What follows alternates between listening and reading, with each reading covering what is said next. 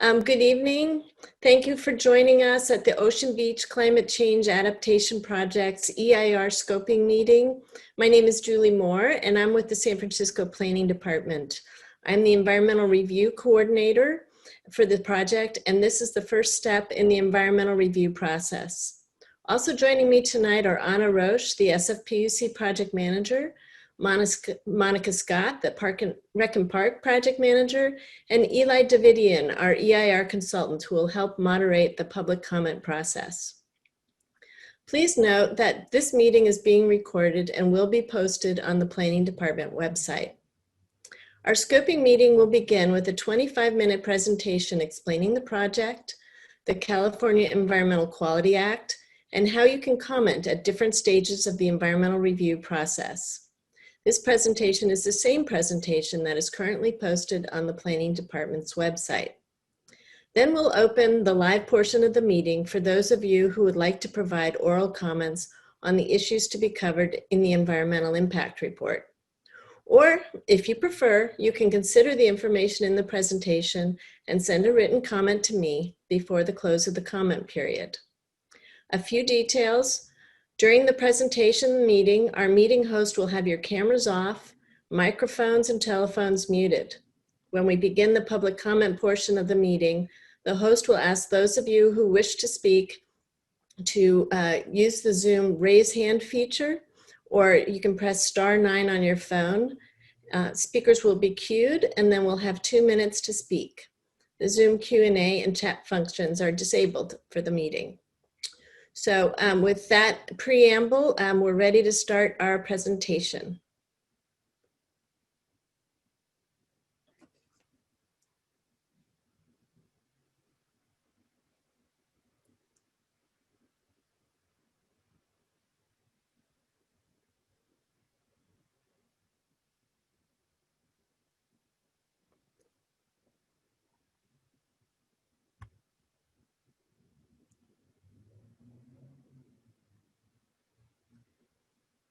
Service.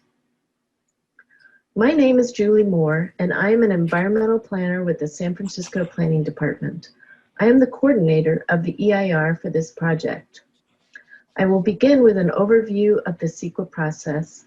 Then I will turn it over to Anna Roche from the SFPUC, who will describe the background and need for the project, the engineering design, and project features. Then Monica Scott from Rec and Park will describe the concept plans for the recreational and coastal access features, such as the trail, parking, and restroom, and the Rec and Park outreach process. More detail is available in the NOP.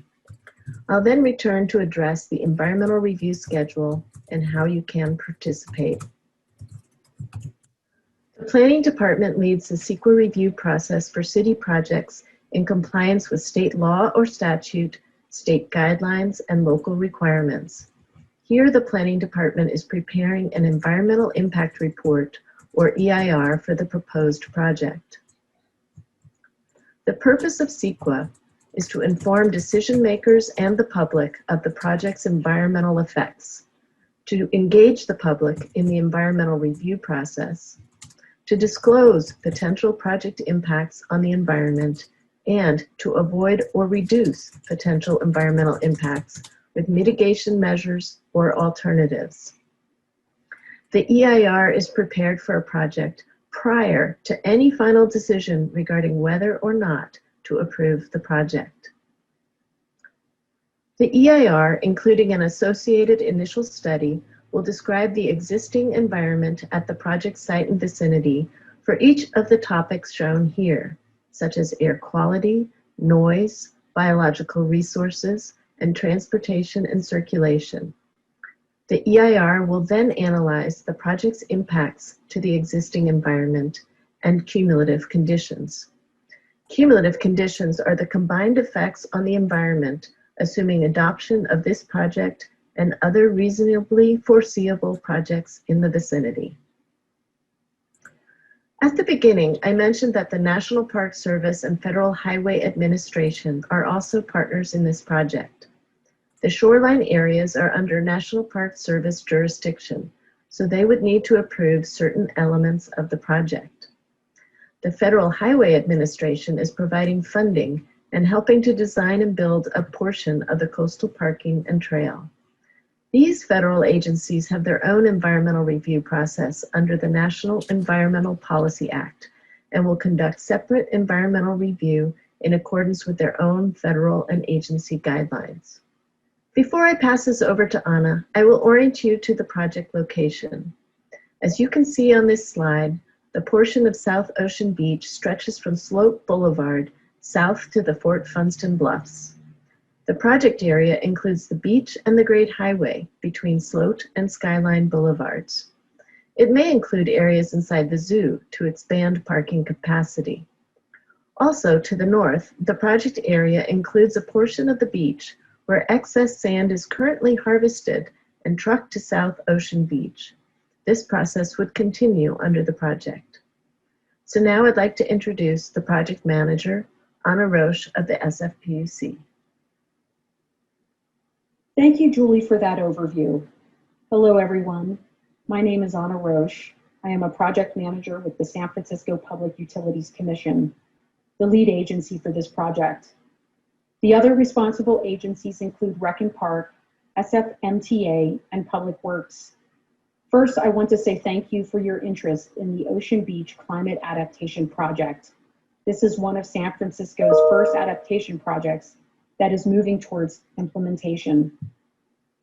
Ocean Beach is a 3.5-mile stretch of sand along San Francisco's rugged Pacific coast and is one of San Francisco's most important destinations.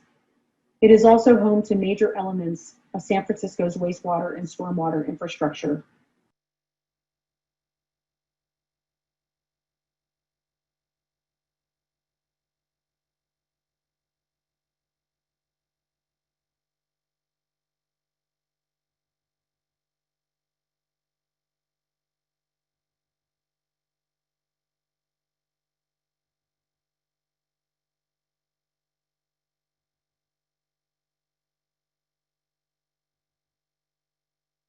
A conceptual idea of how the city could reimagine this stretch of coast while continuing to rely upon the important wastewater infrastructure located here, and it represents the beginning of this project. As I mentioned, this area of Ocean Beach is home to major elements of San Francisco's combined wastewater system. You can see the Oceanside treatment plant in one of its entrances in the top photo. The Oceanside watershed, which includes this area of Ocean Beach, is over 9,000 acres and includes the Richmond, Sunset, and Lake Merced districts. The entire area, which represents about 35% of San Francisco, drains towards the Pacific Ocean, further illustrating the criticality of this infrastructure. The Oceanside treatment plant and its many associated components were built in the 1980s and 1990s to protect coastal water quality and bring San Francisco into compliance with the Clean Water Act. This combined sewer and stormwater system has reduced the number of discharges into coastal waters by 90%. The lower photo illustrates the coastal conditions that were present at the time the components were completed. These two photos, taken from generally the same vantage point, illustrate how chronic erosion associated with climate-induced sea level rise has rapidly changed the conditions near the Oceanside treatment plant. This erosion has and continues to jeopardize the Great Highway, wastewater infrastructure, safe access to the beach, and has exposed fill material used to build the Great Highway. As a result of that erosion, the city and county of San Francisco declared emergencies at least 3 times over a span of 15 years. With each declaration, they placed either large rock, as illustrated in this photo on the lower left corner, or large sandbags to stabilize the area in an effort to prevent further erosion and the stability of the Great Highway. Ultimately, that erosion began to jeopardize not only the Great Highway, but the critical wastewater infrastructure that was built here in the early 90s to protect water quality, which is depicted here in this graphic. The Lake Merced Tunnel, seen here as the blue line, is the most seaward piece of equipment and is the most vulnerable to the ongoing erosion. The Lake Merced Tunnel is a 14-foot diameter pipe under the Great Highway that drains the Lake Merced Basin and transports both stormwater and wastewater to the west side pump station, shown here as the black box on the right side of the screen. In an equal manner, the west side transport box, which is 45 feet deep and 25 feet wide, and is shown here in red, drains the Sunset and Richmond basins to the west side pump station. Once the material arrives at the west side pump station, it is pumped through the west side force main, shown here in yellow, to the Oceanside treatment plant, shown within the purple dashed line, where it is processed and treated. The solid material or sludge is removed from the system, and the clean water is then discharged to the ocean 3.5 miles offshore through the 80-foot deep Southwest Ocean Outfall, or SWOO, shown in white. The Lake Merced Tunnel is the most vulnerable, but all of this equipment is at risk. Recognizing these issues, the city worked with SPUR to develop the 2012 Ocean Beach Master Plan. It involved a lot of agencies and required a lot of coordination. But because the SFPUC has critical infrastructure at high risk, as shown here in this slide, we are the lead agency for San Francisco. But we understood that we wouldn't be able to complete design and environmental review quickly, which would have left critical infrastructure unprotected for multiple years.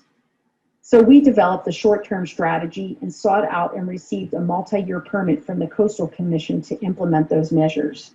So we have a project with 3 individual phases: short-term improvements, the Army Corps of Engineers sand nourishment, and long-term improvements, which is the project that is being analyzed in the CEQA document that we are discussing today. The first phase involves short-term protection efforts. These efforts are delineated in a multi-year Coastal Commission permit that allows placement of both sand and sandbags to protect the Lake Merced Tunnel, and so the long-term efforts can be built. Actions depend on a robust monitoring program, which is why you'll see that we do not take action every year. The second phase involves the Army Corps of Engineers. This is a one-time effort, although we are working with the Army Corps of Engineers to turn it into a multi-year effort to take a large quantity of sand from the San Francisco shipping channel, and instead of it being deposited offshore, we would have it placed onshore in this area that is experiencing chronic erosion. The good news is that even though it has taken many years to get to this point, we anticipate sand to be placed next summer in 2021. And lastly, the third phase, the long-term project and the main focus of this notice of prep.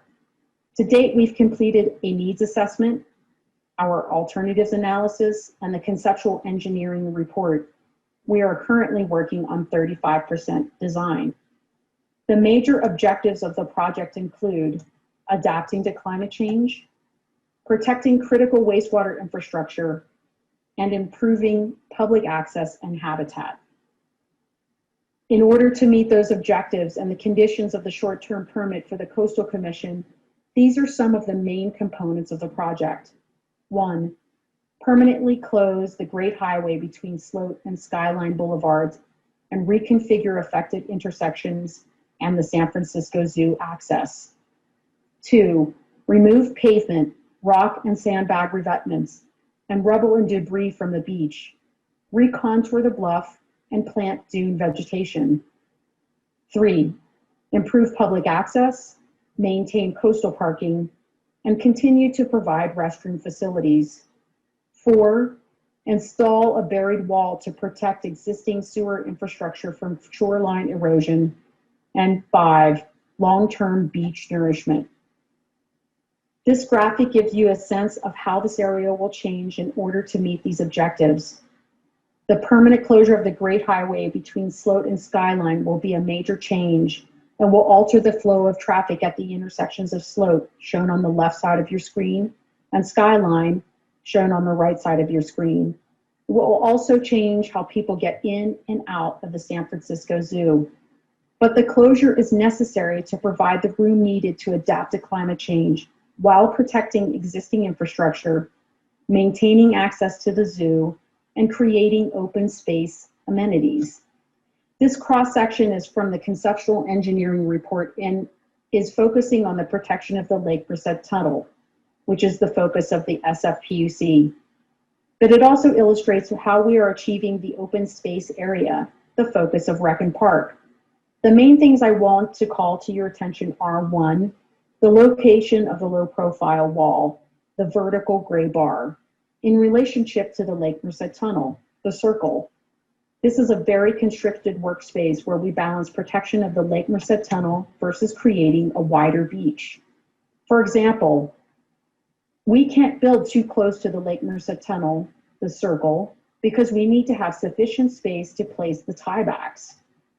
Two, slope stabilization. The darker area above the LMT or the circle, the material on top of the LMT is part of what holds it in place. So we need to stabilize that area without disturbing that soil. Three, the area called managed retreat, the green bar at the top of the graph. This is the space where the Great Highway is currently sitting and will become open space. And four, the restored area, the blue bar across the graph. This is the area where the revetments and the sandbags will be removed, in addition to the managed retreat zone, which when added together become the restored area or open space. And this is another view that shows both the below and above ground conditions and allows you to visualize what this area will look like from both of those vantage points. In addition to the protection of the Lake Merced Tunnel, we are developing open space and public access in coordination with Rec and Park.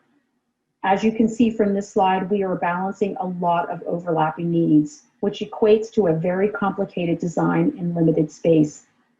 Monica Scott with Rec and Park will go over these aspects of the project following my presentation. As you can see, this is a complicated project with a lot of moving parts. We've made a lot of progress, but we still have a lot of work to do, as you can see from this anticipated timeline.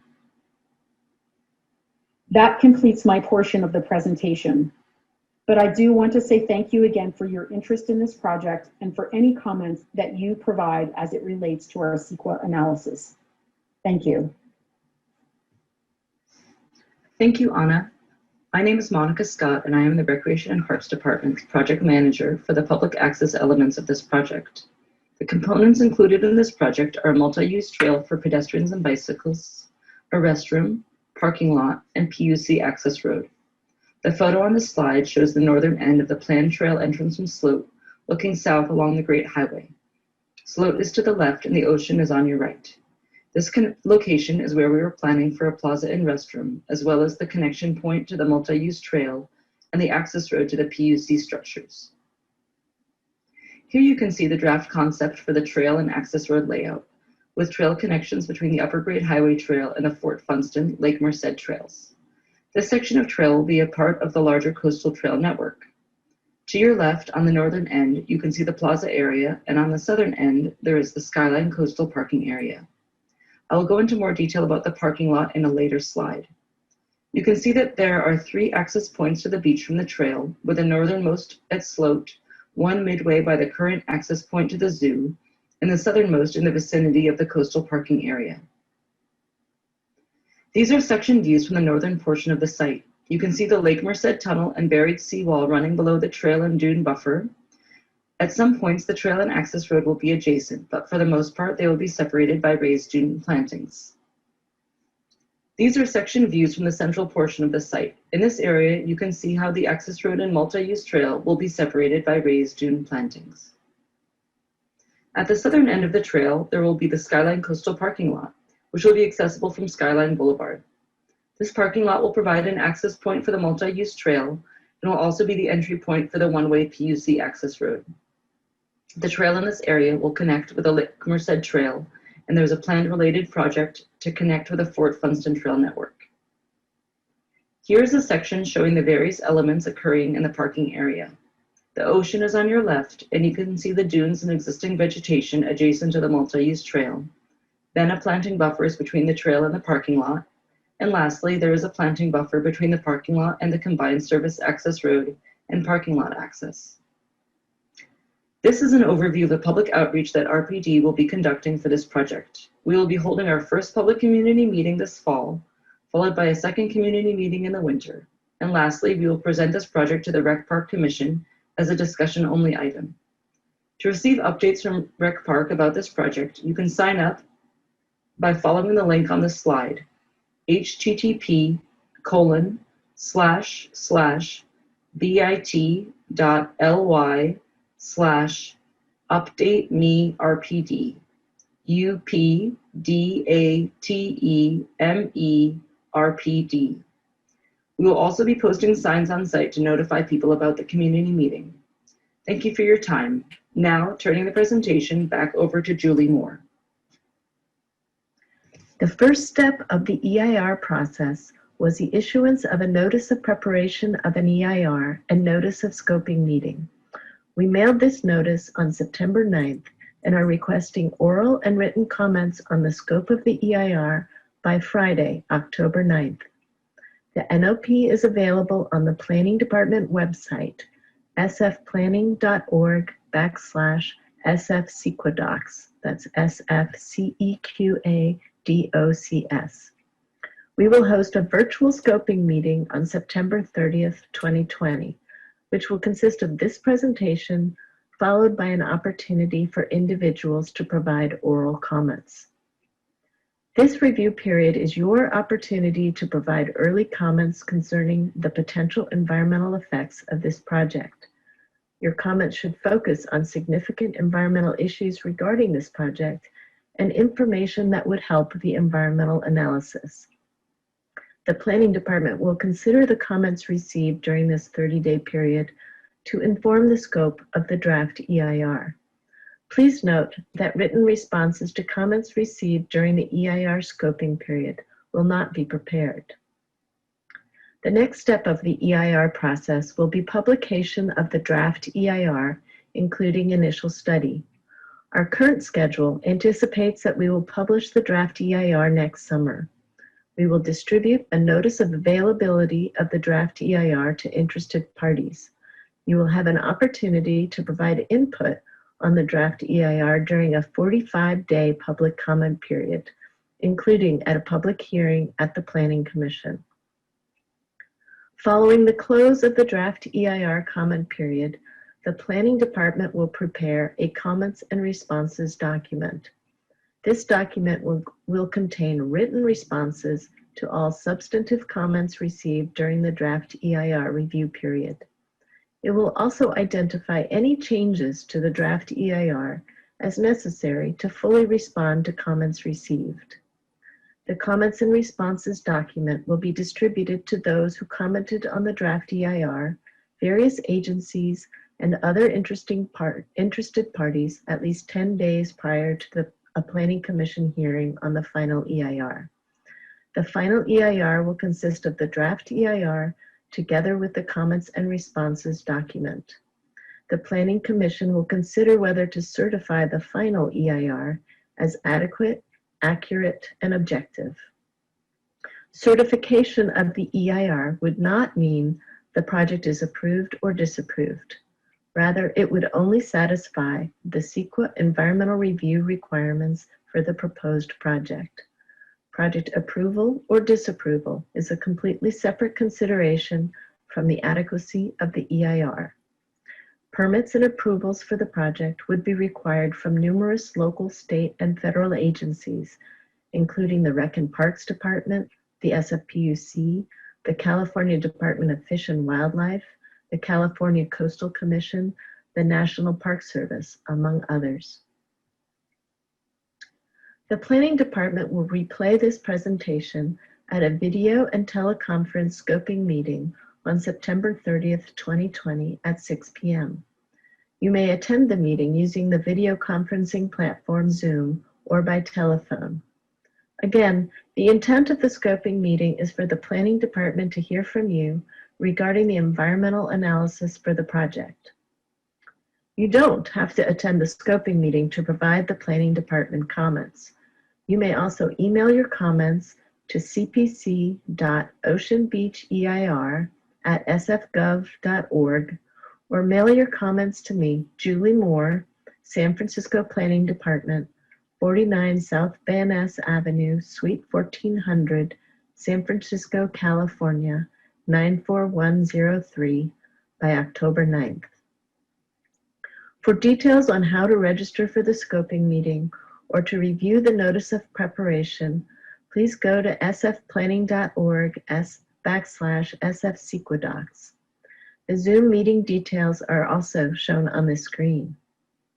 To request language services for the meeting, please contact candice.soohoo, that's SOOHOO, at sfgov.org or call 628-652-7550 at least 72 hours in advance of the meeting to ensure availability.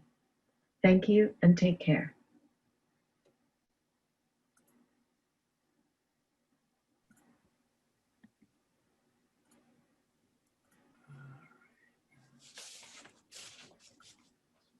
Okay, hello again. For those of you who joined a little bit late, I'm Julie Moore from the San Francisco Planning Department. Now we're ready to open up the meeting for public comment. As I said before, in the interest of time, speakers will be limited to 2 minutes. Now, I recognize that many of you have significantly more information to share than 2 minutes will allow. So please consider your verbal comments to be maybe the summary of your principal points of view. And if you wish, you can supplement those statements with written comments. Again, you don't have to provide your comments verbally tonight. You can certainly email them to me or call me or mail them to me at the Planning Department. The address was just shown and we'll show it again at the end of this presentation.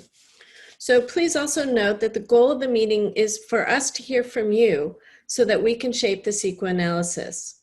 All speakers are urged to refrain from making any comments concerning the merits of the project, but instead to direct your remarks to the scope and focus of the EIR. We're generally not here to answer questions, but if you'd like to discuss the project further afterwards, please give me a call or send me an email, and I'm happy to answer any questions that you may have. As mentioned before, oral comments provided this evening will become part of the record. Note again that all comments written or by phone are due by October 9th and should be limited to the environmental review process. We ask that speakers remain mindful that participants are calling in from their homes and to please use respectful language. So if you'd like to make a comment tonight, you're asked to use the raise hand function if you're joining us online, or press *9 if you're joining via the telephone. When it's your turn to speak, the moderator will call your name if you're joining online, or the last 4 digits of your phone number. Once your name or number is called, the moderator will unmute you so that you can speak, and your camera will not be turned on. To ensure a complete and accurate recording of the meeting is made, it's necessary that you speak clearly. If you're joining by phone, you're encouraged to provide your name for the record. And if you're representing an organization, please indicate the group and your official capacity. As I said, comments are limited to 2 minutes, and a timer will be shown on the screen. At the end of 2 minutes, the moderator will mute your microphone and invite the next person to speak. I know this is a lot of information, but don't worry, we'll toggle between this slide and the timer and repeat this information if it's needed. So with that, let's start with our first commenter.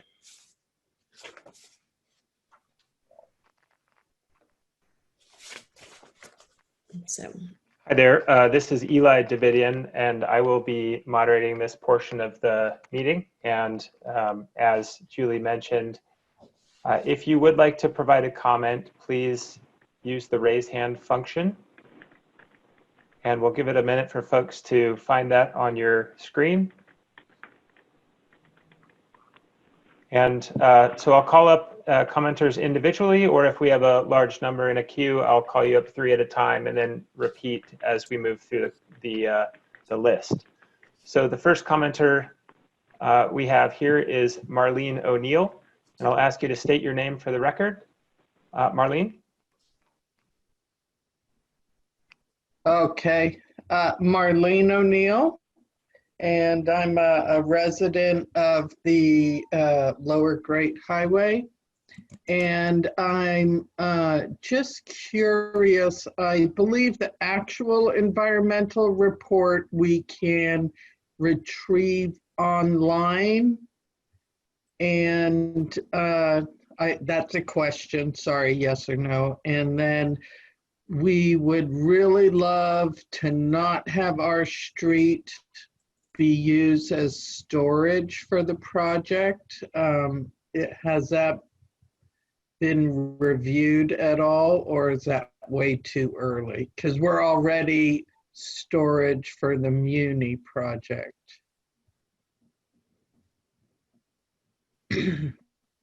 So we have toxic logs in front of our houses that we have no idea when they're going to be moved.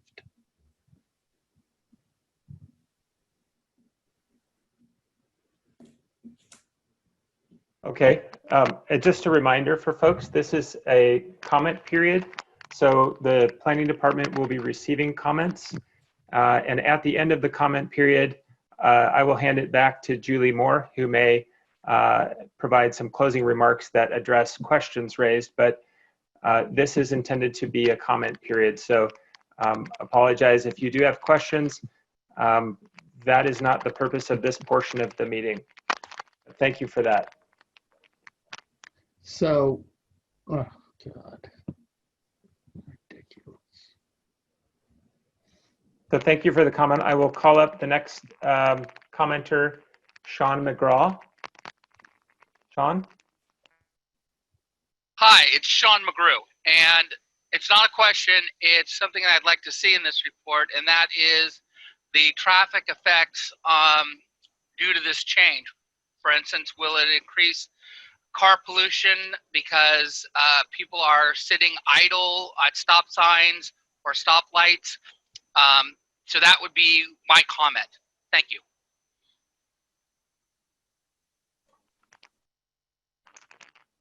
Thank you, Sean. We have a caller with a number that is not appearing. I see call-in user 1. Can we unmute call-in user 1? Okay, please state your name for the record. Sorry, can you hear me? Yes, we can hear you. Okay, it's David Pilpel. I have 8 or 9 comments. Let me start. First, as to public participation, the Zoom meeting arrangements for video conferencing, the scoping meeting require an email address. I don't use email, so I cannot access the video right now. I've participated in many city meetings over the past few months using Skype, Teams, WebEx, and Zoom, none of which have required an email address. The planning department should not require an email address here. This is the 3rd time I've made this comment in the last month about EIR scoping meetings. I'm getting tired of it. I have watched the 25-minute video.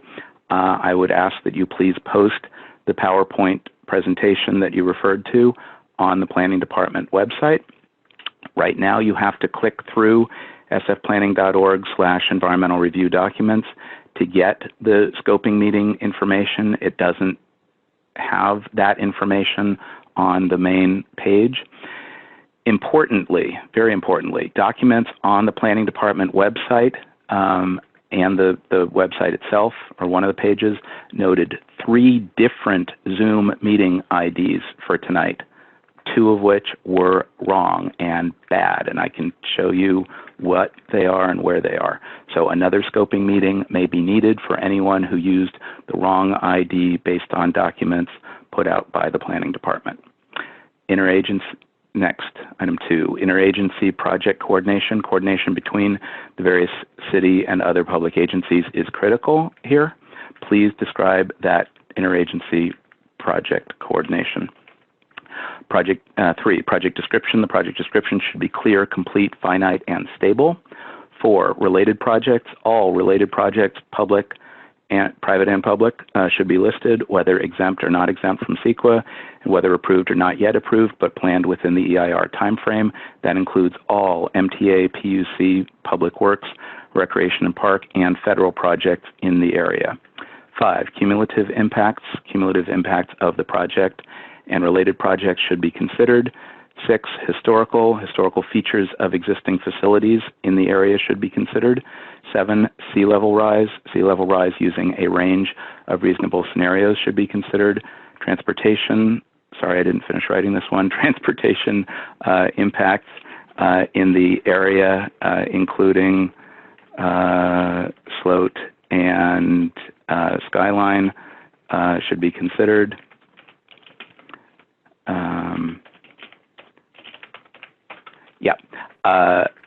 And last, number 9, future notices. Please do keep me informed about the project, both through the various departments and planning.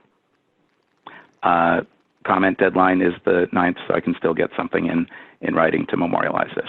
Check. Thank you. Thank you for your comment. Great. Next up, we have Richard Rothman. Richard?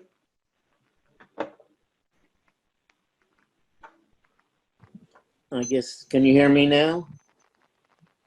Yes, we can. Go ahead. Hi, I'm Richard Rothman, a District 1 resident, and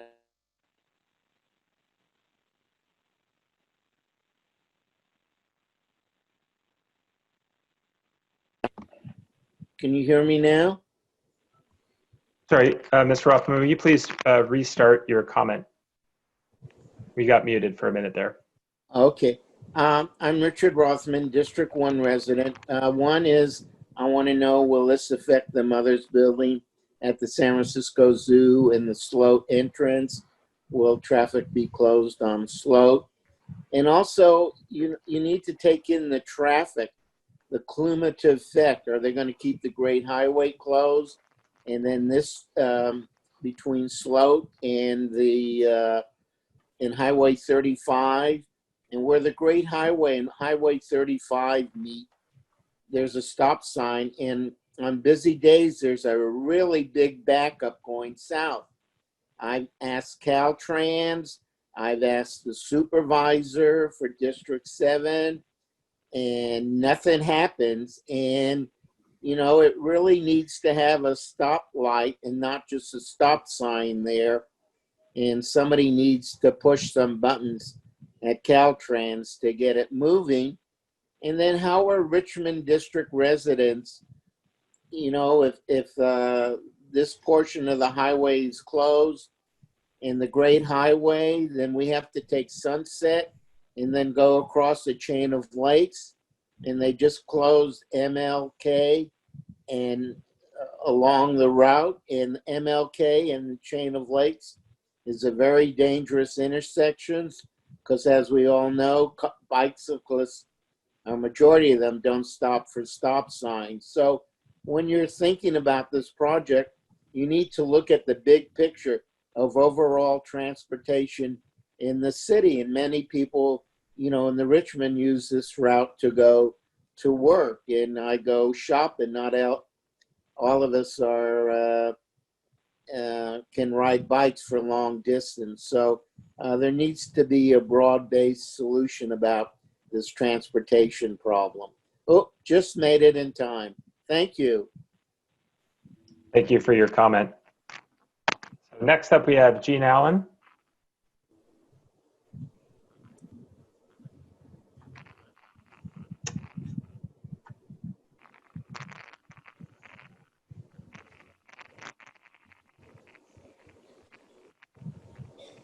Can we unmute Jean? Can you hear me now? Okay. Hi, Jean. Yes, please state your comment. Hi. So I'm a Noe Valley resident. I am a native San Franciscan, and listening to the presentation, I find it, as a lawyer, rather difficult to even figure out how to comment, but I'm going to do my best. I would like to have included in the scoping the impact that this will have on surfing all along Ocean Beach, beach walking along Ocean Beach, swimming access to Open Beach. I'm a Dolphin Club member, and we actually, as well as the South End Rowing Club, have swimmers who swim from Aquatic Park to Ocean Beach, so I would like to see that included in the scoping of the project, including motorized and non-motorized vessel access to Ocean Beach. I'm concerned about sea level rise and also transportation impacts, in particular access for residents out slope getting to 35 South along Skyline Boulevard. I'm not really sure at this point what additional to add, but I'm sure I'll have some further thoughts later, but I'd like to at least have those included. So recreational access is at the top of my list. Thank you very much.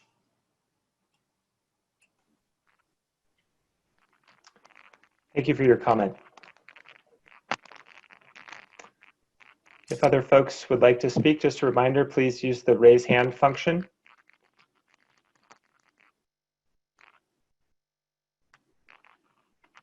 Okay, we'll give it another few moments, and if there are no more speakers, we'll move on to the next portion of the meeting.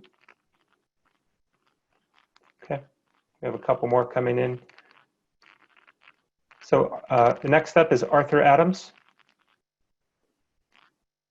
And I'll let you know when you're off mute. Okay, Arthur, go ahead. Good evening, and thank you for this presentation. I'm echoing much of what the last several speakers have said concerning the overall big picture with Richmond District residents having to zigzag through Golden Gate Park and then, being restricted to Sunset or taking a number of surface streets through the Sunset to go south, either to go to work or go shopping or what have you. One of my main concerns, though, is I hope that there's some sort of plan in place to facilitate the circulation of traffic from the Great Highway around down Sloat past the zoo. And my main concern is the safety of a lot of pedestrians. We have a lot of families with children that are parking around the side streets by Sloat near the zoo, and they're crossing the street. And if that area gets really jammed up, there's going to be a lot of drivers with hot tempers that are going to be doing burnouts and trying to get to where they want to go because they've been backed up in traffic. So I think that a good solution, I don't have the best solution, but one possible solution might be to build some sort of and I'm sorry I came late to the presentation, so I didn't see all of the details, but I would hope that there's some sort of a crossover for pedestrians to cross the street at Sloat so that there's a continuous thoroughfare for cars so they don't have to stop. Since they won't be able to go south on Sloat, down to the Great Highway around to Lake Merced, if they have to go left, hopefully there's a way that they can go through without having to stop at so many stop signs or lights or what have you, by building some sort of a structure for pedestrians to cross over. That's my main concern. Thank you. Thank you for your comment. The next speaker we have up is Kevin Perry, and I'll let you know when you're off mute.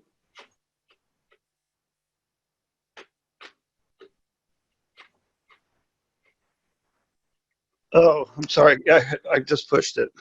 Oh, great. Hi, Kevin. Hi, Kevin Perry here. Thank you. So I live on the Great Highway and have been using this for 60 years. And my comment is that it is the most beautiful scenic roadway, I believe, in the whole Bay Area, is coming around that little stretch of road behind the zoo, sewage treatment plant. And I just think it's a shame that the plan is to get rid of it. And it seemed like I was under the impression it was because they didn't want to, that the erosion was such that they couldn't save it, and they didn't, or don't have the money to save it. But from what I just saw, your plan is it's safe enough to have bicycles and pedestrians all running around out there. But so it just seems like a choice that you're deliberately getting rid of the roadway to build another pretty park. I think we need the roadway more. We have plenty of parks. And the only other plan I've heard about for dealing with the traffic from The city was that you're going to build a roundabout on Sloat, and that I don't see how that handling the volume of traffic. So doubt that's going to work. I haven't seen anybody try to improve the traffic signals on Sunset Boulevard or 19th Avenue so that maybe they could make traffic flow better. It's just a nightmare whenever there's a hot sunny day or commute hours. It's awful. I'm just ashamed to lose this. I've been enjoying this for 60 years, and then it looks like we've got about 2 years left, and then you're going to do your thing. Thank you very much.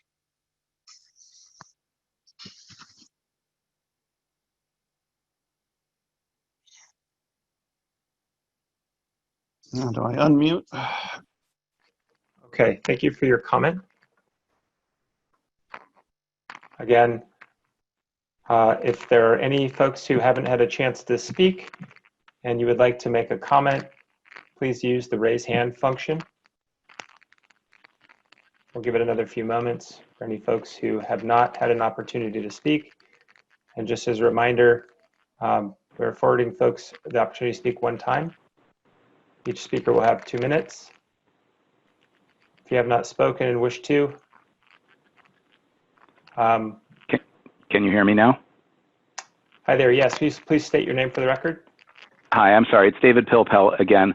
I have those Zoom meeting IDs if that's useful, and I had one other quick comment to add.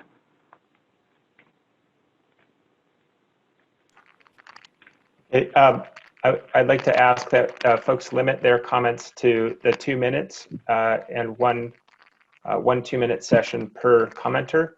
If you have additional comments that you would like to submit, there is the written comment opportunity that remains open until the 9th. And so that would be the opportunity for folks to provide additional comments that they didn't get to add to the record during their 2-minute allocation.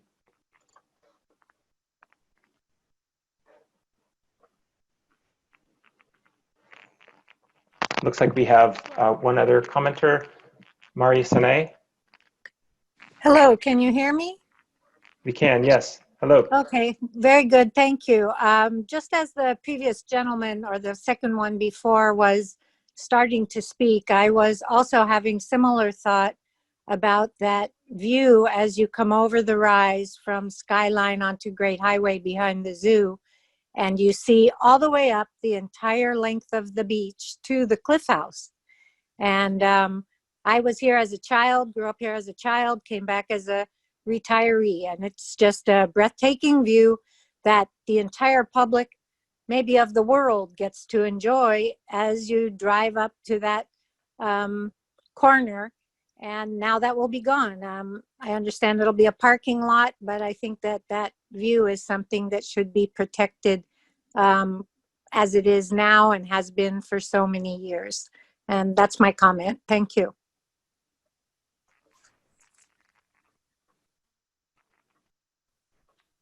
Okay, thank you for that comment. Next up, Catherine Howard. Catherine? Yes, hi. Yeah, I am concerned about preserving habitat for wildlife during this project. And I'm wondering what actions are going to be taken to protect the marine mammals, fish, seabirds that live and migrate through this area of Ocean Beach. Whales, sea lions, harbor seals, other critters have been seen feeding in the area. I'm concerned about protecting the nesting bank swallow colony, which is active in the spring, and the snowy plovers, as well as the gulls and shorebirds.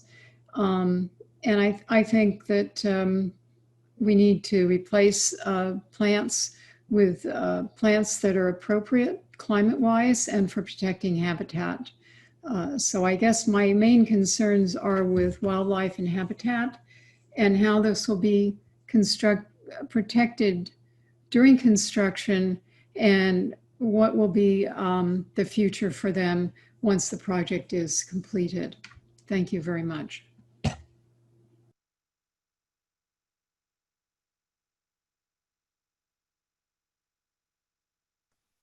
Thank you for that comment. The next, can we reset the clock, please? The next commenter we have up in the queue is Tom Shiosaka, and I'll let you know when you're off mute.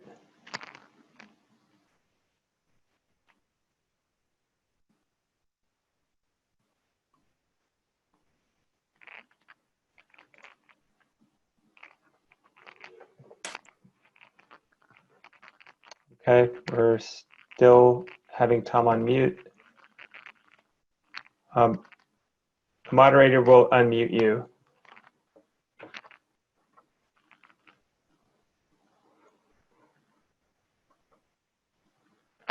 Okay, it looks like Mr. Shiosaka, you may also have to unmute yourself.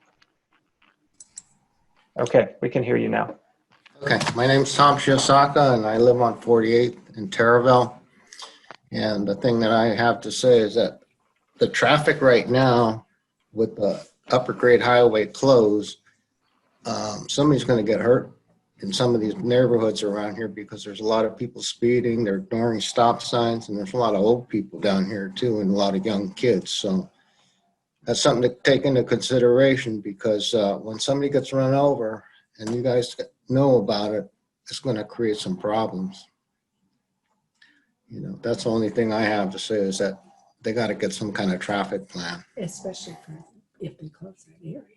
Because all the vehicles that are going on the lower grade highway and the upper grade highway are now taking side streets and everything else, and they're not following traffic laws. And that's all I have to say.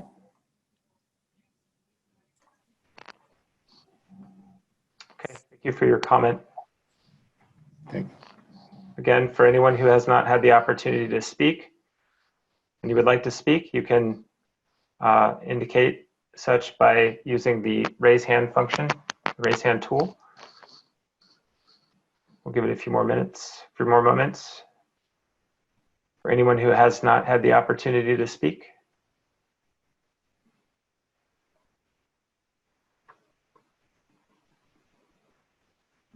Okay, next up in the queue, Robert Hall.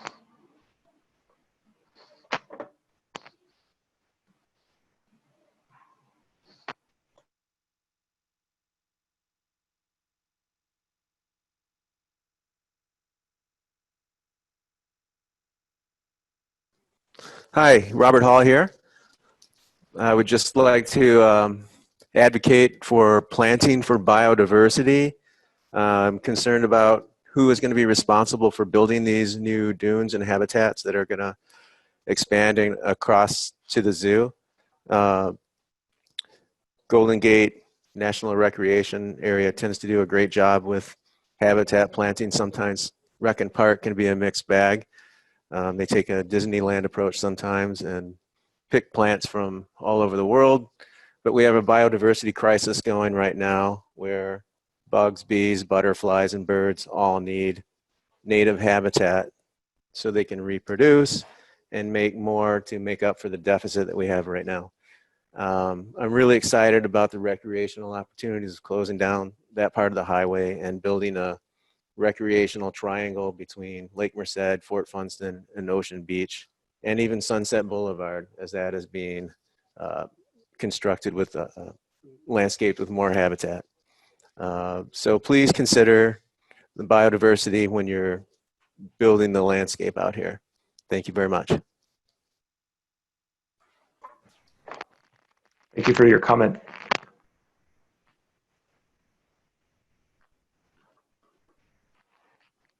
Just a reminder for anyone who's come late, hasn't had an opportunity to provide a comment and would like to do so, please use the raise hand function on your toolbar.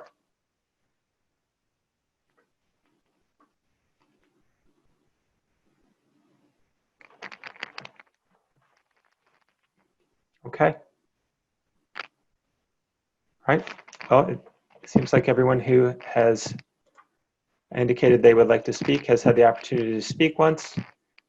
And so with that, that will conclude the comment portion of the meeting.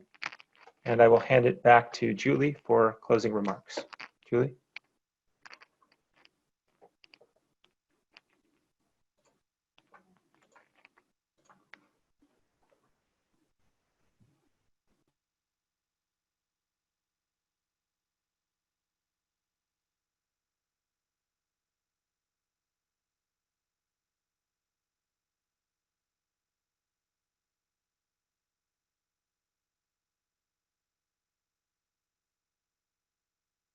Sorry, you didn't hear that. Okay, let me try that again. Thank you for your participation in tonight's meeting. We really do appreciate your thoughtful comments about the environmental impacts of the project. We want to remind you that you can submit your comments to me at cpc.oceanbeacheir@sfgov.org, or you can mail them to me, Julie Moore, at San Francisco Planning Department, 49 South Van Ness Avenue, Suite 1400, San Francisco, 94103. I know some of you didn't get some of your questions answered tonight, but please feel free to reach out to me. My phone number is 628-652-7566. And with that, that about wraps things up. Thank you very much for coming, and take care.